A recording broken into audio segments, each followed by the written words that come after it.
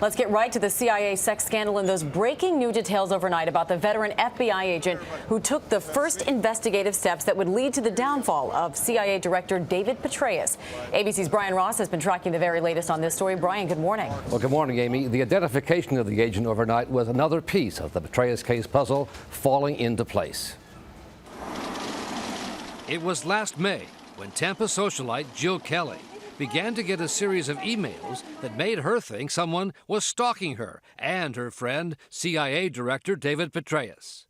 So Kelly went to an FBI agent she knew personally, 47-year-old Fred Humphries, whose lawyer now tells ABC News Humphries was the agent who helped launch the investigation and then later went to Congress when he thought there was a cover-up. If we hadn't had an individual that apparently believed in right and wrong with no gray, we may never have gotten to where we are in this case today.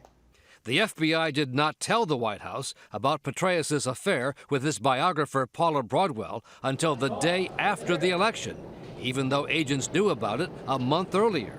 FBI Director Robert Mueller went to Capitol Hill Wednesday to defend the Bureau's handling of the case. Around the same time, the president was saying he has full confidence in the FBI, but is waiting for a full explanation. I am withholding judgment. But even as FBI agents continued to investigate the classified documents found in the computer of Petraeus' mistress, the president said he knew of no security lapse. I have no evidence at this point, from what I've seen. But the Department of Defense has now revoked the security clearance that was held by Paula Broadwell.